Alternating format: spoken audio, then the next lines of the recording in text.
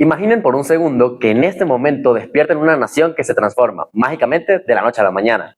Caminan por avenidas recién inauguradas, contemplan autopistas de ingeniería innovadora y majestuosos hoteles que tocan las nubes. Todo a su alrededor grita progreso. Pero ahora, imaginen que en medio de ese deslumbrante avance de concreto y asfalto, ustedes no tienen voz, no pueden opinar, no pueden quejarse y mucho menos decidir.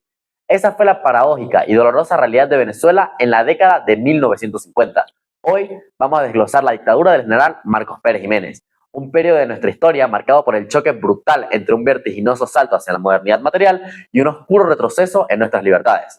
La base de esta doctrina estuvo impulsada por el nuevo ideal nacional. El gobierno impuso la premisa de que el país necesitaba grandes obras y que eso justificaba aplastar la democracia. Tras el derrocamiento del presidente Rómulo Gallegos en 1948 y un fraude electoral masivo en 1952, el régimen militar decidió que Venezuela tendría inmensas infraestructuras, pero jamás tendría debate público ni libertad de prensa.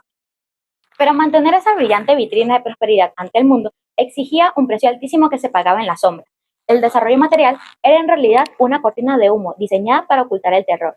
La asombrosa eficiencia de las obras públicas corría en paralelo con la oscura labor de la Dirección de Seguridad Nacional, la temible policía política comandada por Pedro Estrada. Ellos construyeron una maquinaria implacable que persiguió a quien pensaba diferente, allanó universidades y llenó las cárceles de disidentes. La crueldad alcanzó su punto máximo en lugares como Huasina, un mortífero campo de concentración en las selvas del Orinoco, donde la oposición era silenciada con torturas y trabajos forzados. Y aquí viene la gran pregunta: ¿cómo lograba el régimen ocultar estas atrocidades? Es bastante sencillo: secuestrando los medios de comunicación.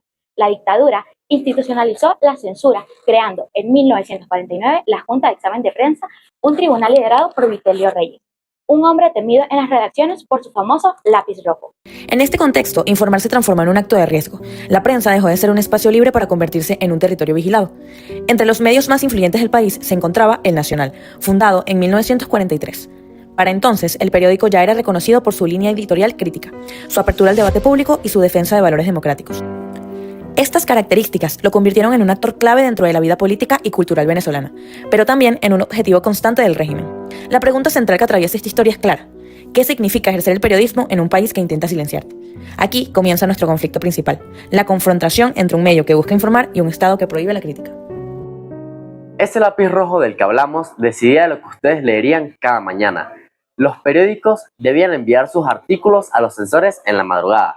Si una noticia era vetada a última hora, los directores debían retirar físicamente las planchas de plomo de las imprentas. Así se podían obtener diarios circulando con inmensos y dramáticos espacios en blanco. Un grito mudo en el papel que denunciaba la opresión.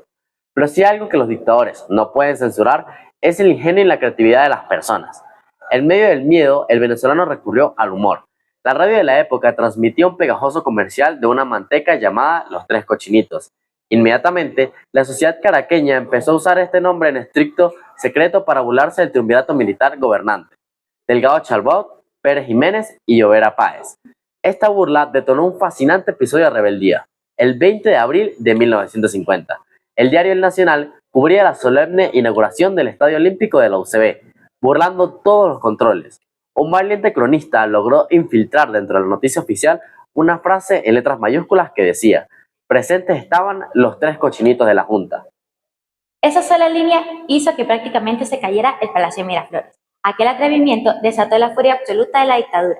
Esa misma noche, el Nacional fue clausurado. Sus directivos y los trabajadores de la imprenta fueron arrastrados a los sótanos policiales y sometidos a intensos interrogatorios.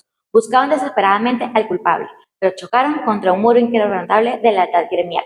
Nadie delató a nadie. Ante el fracaso de la policía, los periodistas declararon con un tremendo sarcasmo que la insolencia había sido obra del duende de la imprenta, un espíritu travieso del folclore tipográfico.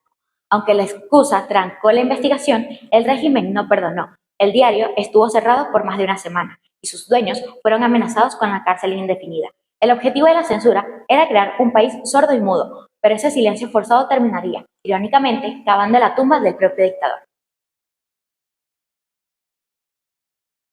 Mira, porque es que la seguridad nacional en algún momento empezó a cometer, bueno, no en algún momento, siempre fue una política del Estado la censura, el terrorismo de Estado, la persecución política. Inclusive se han registrado que en Guasina pues precisamente se tenían prácticas no honorables, torturas, violaciones, etcétera. Es decir, tenían que silenciar todo aquello que pudiese salir a la luz o que pudiese de alguna manera comunicarle al pueblo venezolano y a aquellas personas que no sabían lo que estaban sucediendo a lo interno del país y por supuesto entre los entretejones políticos de la época, y lo que utilizaron, lo que se tenía que hacer para la, digamos, la supervivencia de la dictadura era silenciar a los periodistas, perseguir a los opinadores, silenciar o coartar la libertad de expresión de los medios de comunicación.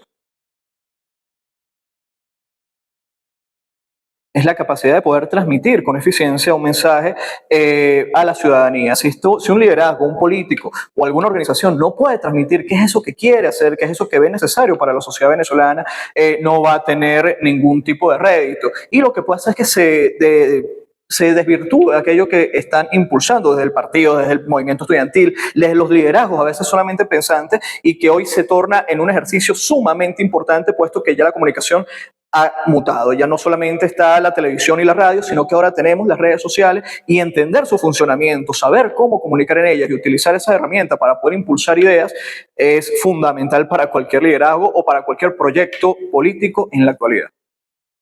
A largo plazo, obligar a una nación a vivir en la oscuridad fue el mayor error estratégico de Marcos Pérez Jiménez. Al no tener prensa libre, la sociedad construyó sus propias redes clandestinas, repartiendo panfletos de madrugada y sintonizando radios extranjeras. El régimen se aisló en su propia mentira, creyendo equivocadamente que el peso de sus obras compraría la sumisión eterna de un pueblo. Y así, con la paciencia agotada, el conflicto estalló a principios de 1958 y fueron precisamente los medios quienes dieron el golpe de gracia. El 20 de enero, el valiente gremio de periodistas convocó a una histórica huelga nacional de prensa. Ese paro dejó al gobierno sin propaganda ni respaldo, encendiendo así la chispa definitiva.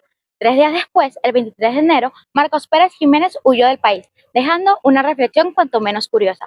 Los medios de comunicación deben ser valientes ante la autoridad, para proteger la verdad y la libertad de quienes son oprimidos, ya que al final no hay monumento que valga si sus avances están manchados en sangre y represión.